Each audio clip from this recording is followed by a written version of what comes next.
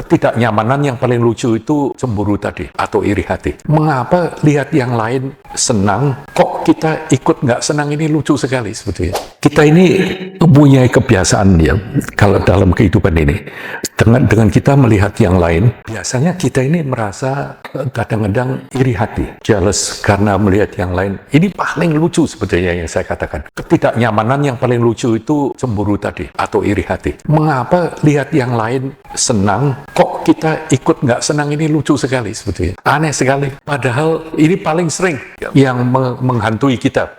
Ternyata dasarnya ini merasa tidak cukup kita ini. Kita ini merasa tidak pede. Nah, lawannya ini tentunya lihat yang lain senang, kita ikut senang. Tapi itu juga oke-oke saja kalau ingat. Tapi biasanya yang diingat dulu mestinya yang iri hati dulu. Kenapa kok bos kok lebih sering ngomong sama dia daripada sama saya? Mungkin karena ada alasannya tertentu, tapi kamu sendiri selalu merasa tidak pas. Ini sebetulnya karena pendidikan kita juga semacam itu sih.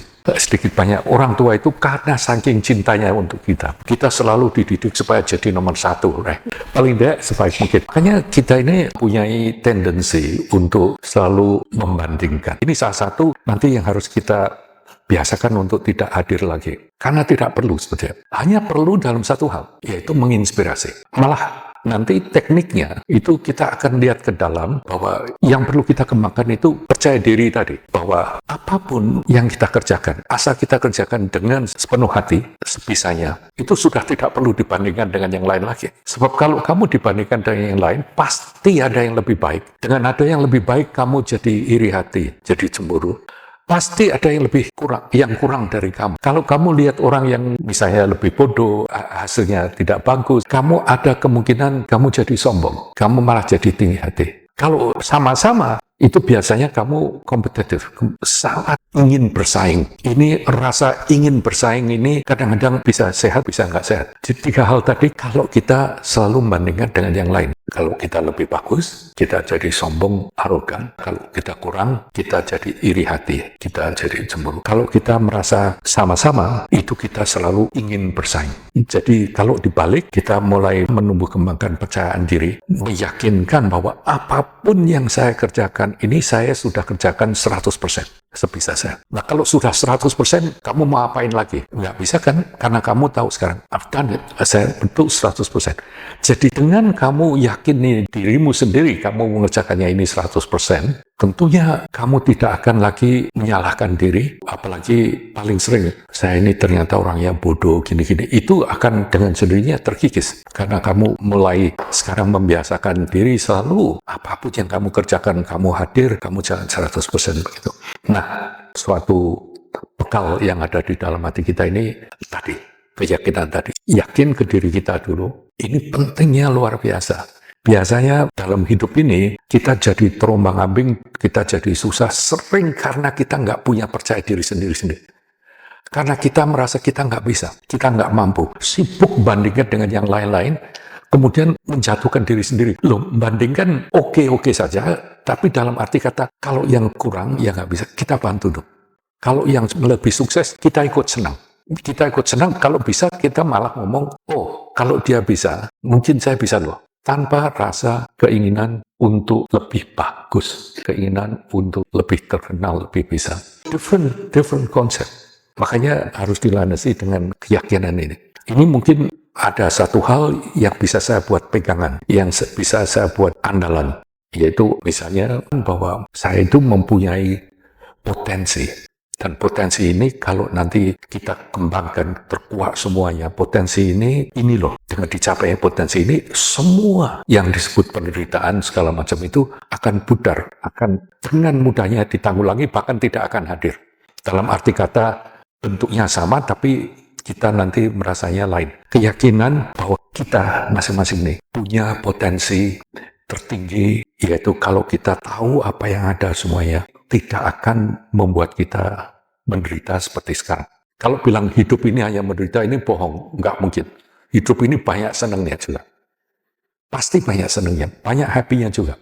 Tapi memang ada sifat yang menggarisbawahi.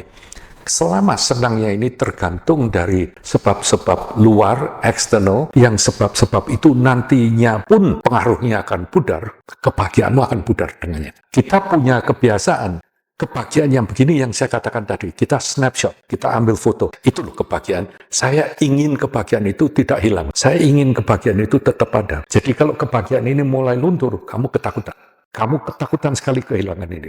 Padahal kadang-kadang sama sekali tidak masuk akal kamu ingin mempertahankan sesuatu yang sudah terjadi. Loh, apa berarti tidak mungkin kita merasakan seperti itu? Pasti kamu akan mengalaminya seperti itu lagi kalau situasi dan kondisinya mendukung. Tapi kalau kamu pikirannya tetap sama, kamu anggap itu sudah tidak bisa berubah. Misalnya, saya orangnya begini, keluarga saya begini. Dengan sendirinya, hasilnya akan tetap seperti yang kamu lakukan. Very logical.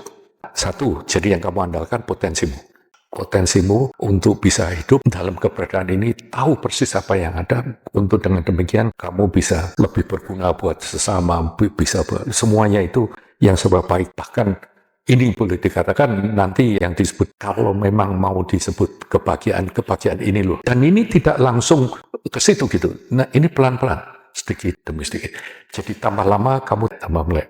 Kedua, yang kita andalkan ini pengertian mengenai yang ada ini seperti apa. Gitu. Pengertian yang tidak kita hanya dapatkan dari mendengarkan atau dari belajar, tapi apa yang ada di dalam hati kita. Misalnya ya, ini saya cerita saya sendiri dah ya. Istri saya ini orang Jepang. Saya 38 tahun yang lalu. Pertama kali menghadap calon mertua di Jepang. Saya belum pernah ke Jepang, bahasa Jepang juga nggak ngerti. Ini ngomong begini gimana? Wah, baca banyak buku mengenai Jepang.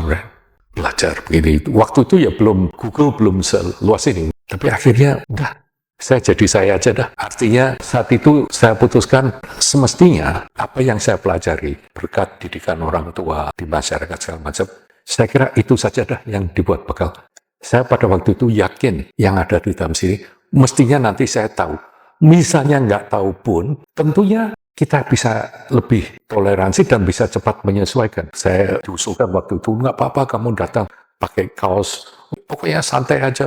Saya ke sana pakai backpack, datang ke Jepang. Yang jemput waktu itu orang tuanya, ayahnya pakai jas. Di depan situ semuanya so formal. Saya ingat, udah percaya. Pokoknya sebisanya. Yang betul menolong waktu itu keyakinan bahwa tujuan saya menghormati, tujuan saya respect. Sama mengertinya saya ada. Sekarang kalau mereka ngomongkan apa, waktu itu juga mereka ketawa sendiri. Saya juga masih sering diledek. Hari itu katanya mereka sampai bingung, ini kok ada orang kulit merah. Rupa-rupanya wajah saya waktu itu merah pada. Tapi akhirnya ini loh yang menolong. Ini keyakinanmu yang ada di sini. Yang kamu andalkan adalah yang ada dalam dirimu, dalam pikiranmu. Jadi, apapun yang kita pelajari, kalau memang itu kalian anggap berguna, jangan cuma dihafalkan, jangan cuma buat sombong-sombongan.